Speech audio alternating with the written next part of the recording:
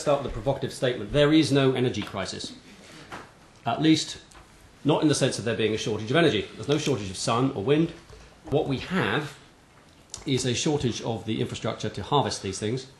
We're shortly going to have a shortage of fossil fuels, at least some of them.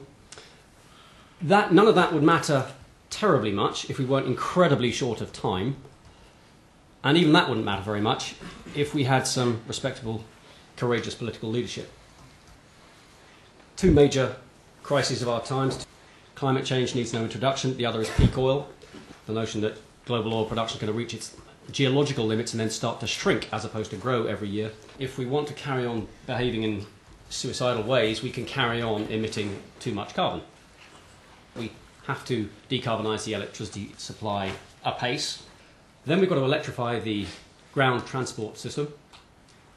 And then we've got to aggressively attack demand in a way that's never happened before. For my money, it means that we have to get to a totally renewable electricity supply in very short order, which means we have to build a lot of wind turbines.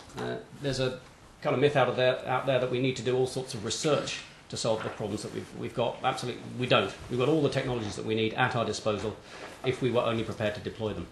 Clearly, onshore wind is the most economic renewable that there is out there. If you're someone who says, yes, I like the idea of renewables, but I don't really want any of those around me, and actually, why don't we do tidal? Well, what you're saying is, let's not have any renewables effectively, or any more renewables for another 15 years while we get that sorted out, because these things are just in their infancy. We also need a lot of pylons, and we need to do a lot of investment in the electricity grid. We need to develop things such as the smart grid, but also the super grid, in my view. Lots of major high voltage interconnections between the countries of Europe, because that's going to help us deal with the intermittency. The other thing I think we need to do is to electrify ground transport. Why? Because all the other so-called alternatives are hopeless. Biofuels, forget it. There isn't enough land, even if you're talking about second generation. Hydrogen, a joke. It's energy wasteful diversion. So the big political questions, I think, are who's going to pay, how they're going to pay, and who's going to tell them. Because it's clearly not this government. What the government is trying to do is to privatise, if you like, the job of that bit of social policy onto the energy companies, which is a crazy thing to do because we need high energy prices. High energy prices are our friend if we want to justify and to be able to invest in all the new infrastructure that we need. I do think climate change is the major imperative why energy is a big issue today, and is the thing that rightly is driving policy. The evidence is incontrovertible. The Intergovernmental Panel on Climate Change uses peer-reviewed science, and its conclusions are, to all intents and purposes, that we have to act now in order to prevent the worst impacts of climate change. Now, of course, there are sceptics around and deniers, but they are very much at the fringes of the science. And the quick action is required, basically, because this is a cumulative emissions problem. What we're trying to do is reduce emissions that accumulate in the atmosphere. It's not just a case of waiting until 2049 and then suddenly, rapidly changing our energy system to hit a long-term target. But the other thing we've got to do whilst making our move towards this low-carbon economy is to deal with the issue of resilience and security. We've got to make this energy system secure at the same time, and that's very hard to do. But a couple of things about security I wanted to say. One is that I don't think security is a matter of being energy independent. Many people confuse those two things, saying as long as we generate energy ourselves within the UK, we'll be secure. But that actually doesn't look at the evidence which says that actually many of the threats to security recently have been within our own borders. Threats to gas security from poor infrastructure, threats to our power stations and lights going out from mine workers' strikes, threats to fuel distribution through truckers' strikes and so on. And security is not just about peak oil. I tend to be slightly sceptical about peak oil, some of the more overblown claims for it. It's been said that peak oil is coming for quite a long time. Pushing for renewables, for energy efficiency, for demand reduction, the energy you don't have to use is a much quicker way of getting to our targets than relying on technical fixes like nuclear power. It's believed today that human achievements have only brought problems, that we are facing the fall of man, and that it's hubristic to aspire to anything sort of substantial, but really instead of our achievements, which is what Marcus Aurelius said we would be remembered for, what will be on your gravestone in the future, which your kids will look at, is he minimised his carbon footprint. And that's really a fantastic thing to achieve over 70 years or 90 years. I think we see in all of this a real dumbing down of the human condition, where you're defined basically by your crap rather than whether you're Einstein. I think what's very interesting about the footprints discussion is it's widely felt today that we have a moral vacuum, an ethical vacuum, that nobody knows exactly what is good and bad, and, you know, apart from dictators with moustaches, Adolf, Saddam, and also Griffin, he lacks the moustache, but you know where we're coming from. It's very hard to sort of know where you're headed. And what's really needed in such a situation, particularly to stabilise capitalism in a recession, is a universal moral standard. And better still, in a globalised world, one that can connect us and make us feel connected to the whole world every time. So every time I switch on my Philips fan heater, you know, I feel that sort of I am screwing up the whole planet, that there are tons of Rwandans who are going to have a flood or a drought because just I put it on the wrong setting. And that kind of makes me feel bad, but at least connected in an individualised world. You know, that I'm sort of part of a global thing here.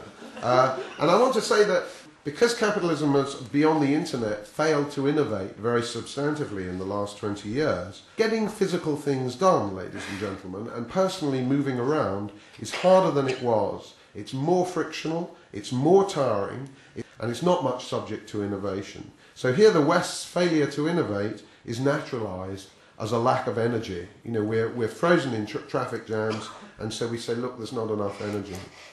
And I think finally, there's a sense in which, like the traffic jam, society and politicians in the West are exhausted, they're depleted, they're running out, that politicians are a busted flush. And I think energy sort of functions as a scientific or technological sort of mirror image of that. When you see Gordon Brown evade another question and look with all that black stuff under his eyes, you know, it's not hard to believe also subconsciously that we're running out of energy. We have run out of political energy, but we can energise the energy debate by putting forward high-tech, high achievement, radical, risky, and may I say, research-based solutions. Only renewables can be affordable or secure. Everything else relies on finite resources such as fossil fuels or uranium. And as we've seen with oil, those finite resources will be subject to high and volatile prices before physical exhaustion, and they will trigger conflict and even wars before they are exhausted. Fortunately, renewables are bountiful. Every hour the planet gets roughly as much solar energy as humankind uses in a year. Actually harnessing that renewable power does have other costs, financial and environmental costs, and humankind must therefore maximise energy conservation and efficiency, especially in the rich and currently very energy profligate societies like our own. Otherwise, providing for the energy needs of the poorest across the whole world would mean causing excessive environmental damage. Renewable energy is already decentralised, and harvesting it where it occurs reduces your transmission losses and has other advantages. And if you have household and community scale schemes, you can take those. Now, the economies of scale are probably more crudely efficient, but the latter holds out the prospects of energy democracy, that everyone has a role in producing energy as well as in consuming it, with the average British home potentially being a net energy exporter within the time of this century. Now, doing that would take clearly a massive initial investment. A massive initial investment to cut demand in the first place. It's an awful lot easier to export if you're using less yourself. And a massive investment in the microgeneration industry. But it's plausible. The transition is technically feasible. For me, crystal clear as an engineer, we don't have an energy crisis, but what we probably have, what I'm sure we have, is a crisis of ambition, a crisis of trust. So for me, the whole energy discussion is less about energy itself as a technical problem, but it's a metaphor for a very problematic trend in society, that actually Western societies have lost the nerve, they've lost the trust in themselves actually to continue a very successful civilization process. Just to remember, in the last 200 years, it was possible without a big hoo-ha to double energy supply every 25 years. A really big success story. From my point of view, there is no material reason why we shouldn't be able to continue that path. And contradicts not only from my point of view to what we have in terms of technology, but also in terms of what we need. Everybody is crystal clear about the fact that we need a lot more energy in the coming future. Much, much, much more energy. We've got a growing world population. We've got the BRIC countries developing their living standards. People want to live, with our standards, not living in huts as they've done before. But the solution of the whole discussion today is restraint. So less consumption or attack demand. And of course, it's been portrayed as your democratic or moral duty actually to follow that. From my point of view, it's stupid idea. It's complete nonsense. And the danger with that is that it's becoming a self-fulfilling prophecy if we don't change that outlook. Because you can't produce more energy, what we need, when you focus on restraint and limiting. There's a huge contradiction in terms. Second example I want to look into is that question about the technology. The main idea is about decentralization being the big thing. Small solutions is in renewable energies. From my point of view, the way this is being presented in these days is a strategy for complete disasters. You only need to have to look at the figures about the renewable energies.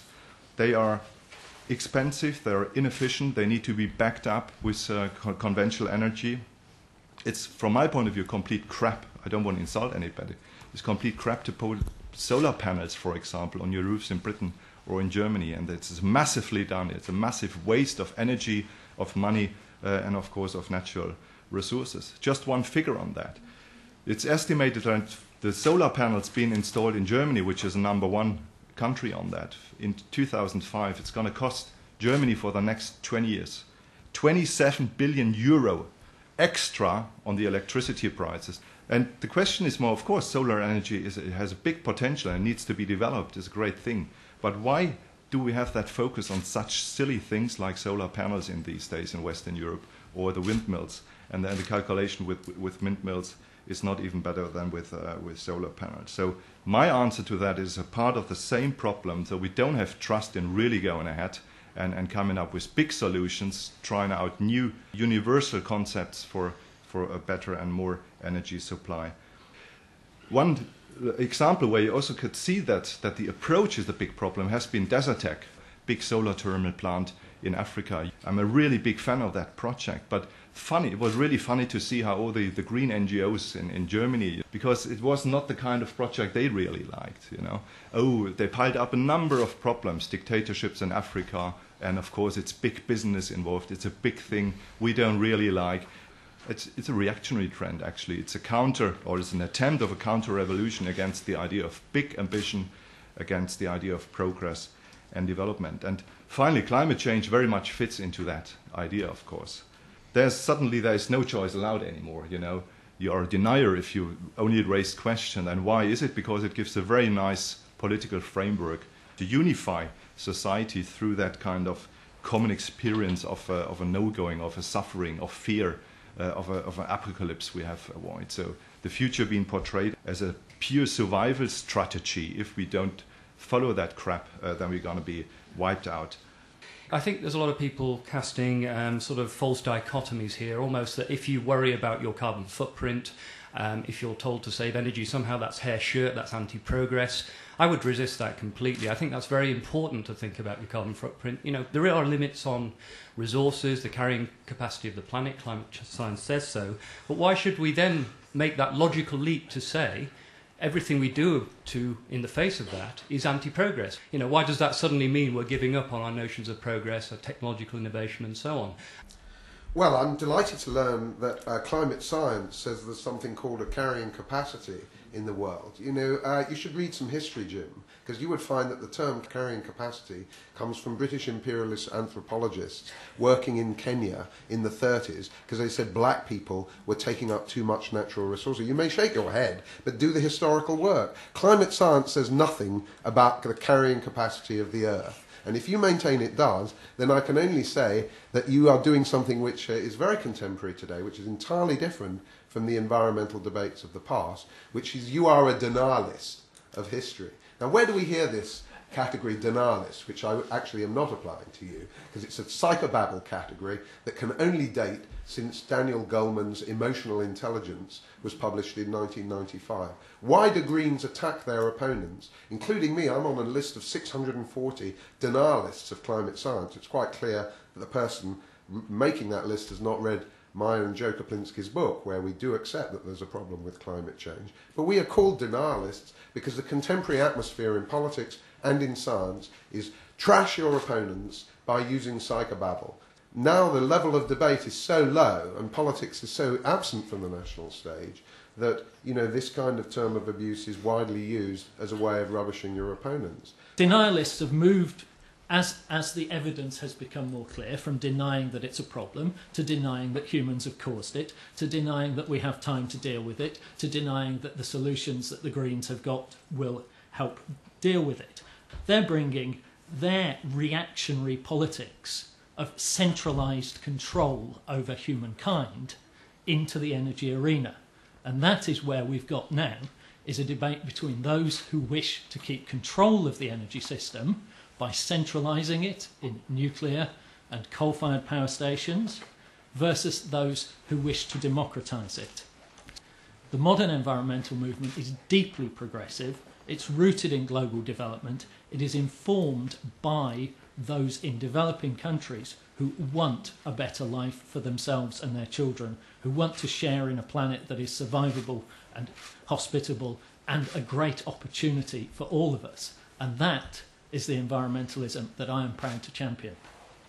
My main point is that it's a complete new discussion. There were, of course, controversies in the past about this or that technology, but it was embedded into a kind of consensus that actually human beings are able to provide more and better services. And we've completely lost that kind of aspiration and the trust.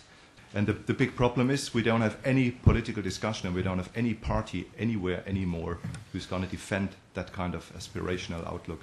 And this is very, very nice for politicians who just say, consume less, that's great. Why is nobody talking about the big opportunities? You know, if you look at human history into a long period, you're going to find out that the rise in productivity, the rise in living standards and in culture has not been in the ice ages. I can tell you. It has been when it became warmer, and for many regions a warmer climate could have a lot of benefits. What are the impediments to fusion? If anyone on the panel or anyone in the audience can give a coherent answer to that, I'd be very interested. It's not been the chronological successor to previous ways of generating energy, but I do think it's the logical successor, because surely replicating the sun's own mechanism for generating energy here on Earth is the most logical way to approach this problem. I would like to talk about the people who want to solve the energy problem by increasing tax and preventing us from using energy. I'm not sure this is the solution we expect. What I would expect is experts who provide a solution to consume more energy for a cheaper price. I feel very much that the people are trying to control us. We shouldn't fly. We shouldn't, we should limit ourselves in everything, and it's really depressing. And I think we need to, if we're going to take this seriously and practically as an issue, we need to get away from the discussion about, do you need a couple of electricians to wire in your wind turbine and your solar cells for your house, into let's have a very big investment programme to renew all the energy technology in Britain and bring it up to date, which is spending billions of pounds over lots of years. I don't get the sense that there is that vision that there was in the 1960s from the white heat of technology, which is where it was all built before. I'd just like to ask our friend of the Earth why he automatically equates climate change and energy security with the need for decentralisation. You mentioned briefly it's about empowering the people, but I think everyone would actually agree that empowering the people would be have someone else build the plants and let us get on with our lives. Again and again, the environmental outlook, it seems to me, is very, very suspicious of every kind of technological solution, and it seems to me that that is why there is this drive to say that it is preferable to reduce energy use, to reduce consumption, that to actually produce more is seen as a kind of last resort. And I think unless we kind of get to grips with this nervousness about technological solutions. You know, that's never going to be embraced. I think we should be enthusiastically embracing new technologies, building more energy supply, and I think if we did that, then we really would not have to worry about regulating people's lifestyles, telling them to, you know, be obsessed every time they turn the light switch off, how you're going to fly, all the rest of it, right? We don't need that. Bottom line of all this is we haven't been paying the true cost of energy for a very long time. You know, the point's been made that we've been, you know, raising fossil fuel consumption for donkey's years, for a couple of centuries. The problem here is that the energy supply and energy consumption is vast, and a lot of people don't get their heads around the numbers. I mean, it's because energy is kind of invisible. It's vast and it's overwhelmingly supplied by fossil fuels. With respect to technology more generally, I mean, some of these technologies are there now. I mean, Germany does get 14% of its electricity from wind power. You know, China gets a big percentage now from renewable energy. The UK lags behind on that. But the point I wanted to make is that technology doesn't get developed and deployed in isolation by sort of scientists in lab coats invent it and then suddenly go and put it up as engineers. You need prices to be right, so hence the point about higher prices. So there needs to be incentives for investors to invest in the right kind of technology. You can't just develop technology and expect people to buy it.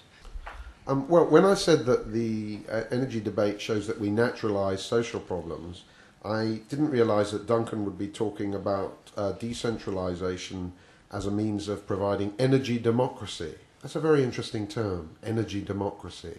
I wonder whether he believes in netizens, you know, where people using the net are somehow more democratic because it's all bottom up and that kind of thing. If you take the example of David, I haven't read his book, The Extinction of Petroleum Man, but I think that's a very interesting concept. Did you know that you've all, been petroleum people these last 30 years, that you've been paying too little for energy and now the party's over? Now, when people talk about petroleum man or addicted to oil, then I find an element of condescension there. I find an element of misanthropic feeling where you're all a bunch of idiots for having been so profligate, and you'll be a fascinating specimen for future sociologists, as Duncan says, knowing what future sociologists will say. I think what's underneath all of this is a continuing view we hear that really we might need a little bit of research and development, but not much. And I think, Duncan delightfully said that the governments kowtow to big science and technological solutions. Is that the case with a government that spent £6 million on carbon capture and storage research and development in the last 6 years? Is that kowtowing to technological solutions where there's one science graduate in the Labour cabinet, new Labour cabinet? And even if you take wind turbines, they're still the blades are still finished by hands. We are not automating wind turbine manufacture. So let's have centralised, mass-produced, out of Sichuan, preferably, wind turbine manufacturer where we're looking at 20 megawatts per turbine done in automated factories. Yes, that will be very green, but it will be centralised. I think this characterisation of its conservation or more energy is utter nonsense. Because yes, the planet needs more energy. Humankind needs more energy. There are people who have no access to electricity, no access to energy to power their lives above the food they eat each day. That is not acceptable in this day and age.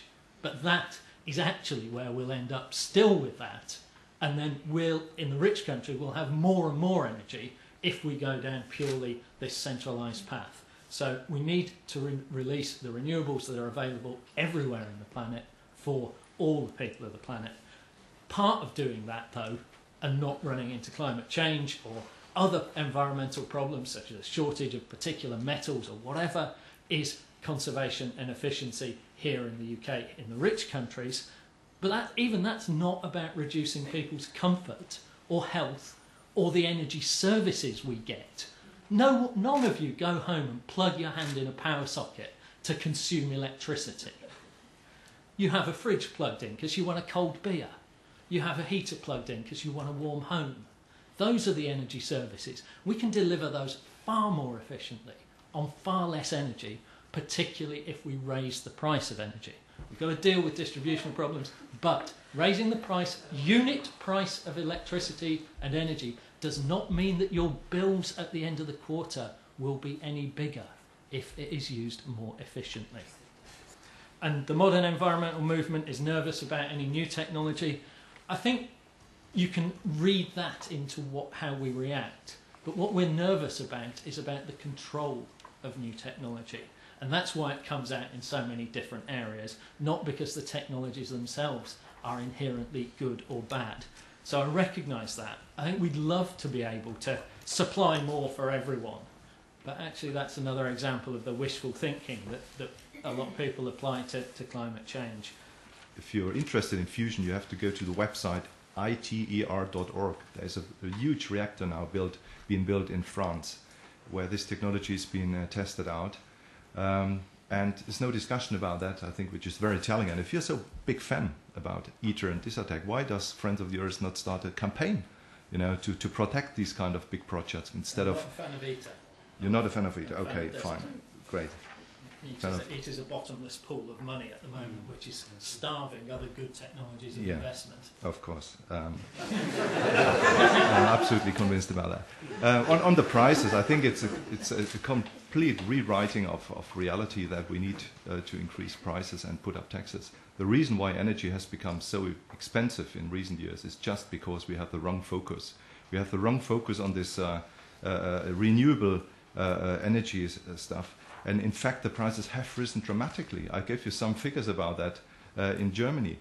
Solar energy has been, very much propagated in Germany as a big thing, also in terms of new workplaces. Every single workplace in Germany in the solar energy has been subsidized by the consumer through state laws. You don't have a way to opt out. 150,000 euro per year. Yeah? So you've got maybe 9,000 or 10,000 workplaces, but just count up what that means. What a lack of resource or what a wrong focus that is. 1.5 billion euro per year the German electricity consumer has to spend extra on his bill to get solar power run. 3.5 billion euro per year you have to pay extra on your bill to get windmills run. That is a fact. I think it's a complete wrong focus. And if we meddle on with that kind of stuff, then we end up coming into this self-fulfilling prophecy that price is going to rise and that we're going to have real problems in terms of the energy supply. It's highly subsidized now already and protected, and there is no choice for you as a consumer. You have to pay that fucking money that somebody in Hamburg feels happy about putting a solar panel on his roof, That is a reality. On that stuff on the wind power in Germany, these are the dreamt up figures, 40% of energy being done by wind power. 13% of electricity. Yeah. That is done by state protection. The state guarantees that in the electricity net in Germany is about 15 to 90% of the renewable energy. So that is not because this is a very efficient, a very modern, a very high-tech kind of stuff, because the state guarantees it that this energy is being put in. But at the same time, not a single conventional power station has been switched off for a simple reason, because you can't switch it off. Sometimes the sun is not shining, especially in Germany, and the wind is not there.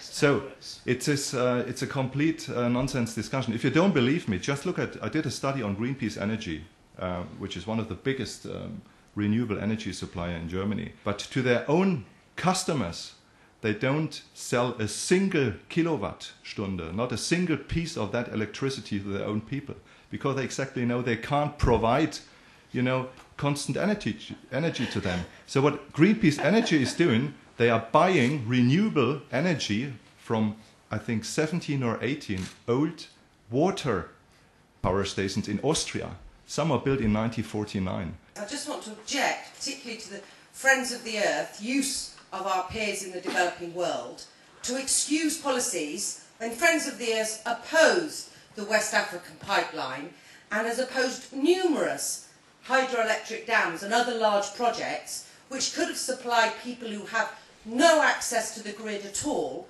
with what they need. And you keep denying our peers the development that we have, which means not only will they live with no light, as they do now, but they won't even be able to deal with the consequences of climate change because you're helping to deny them development. Look, there's been an undercurrent in this debate that somehow oil and gas are going to be around for a long while, and they really aren't. It's quite true that the business of forecasting peaks is a vexed one, but there seems to be good consensus that the oil supply will be constrained from about the middle of the next decade or thereabouts. Actually, if it's 5 years either way, it doesn't make any bloody difference. The whole debate about the power generation bit of the complex is also seems to imagine that there's going to be lots of natural gas for the foreseeable future. Shell, rather quietly, has said they don't think even natural gas production will be maintainable from about the middle of the 2020s. My final message is this undercurrent that's gone through the discussion about demand restraint's a bad thing and so on, and I think reducing demand for the reasons Duncan said is a good thing as long as we can do that at the same time as maintaining levels of energy services to people.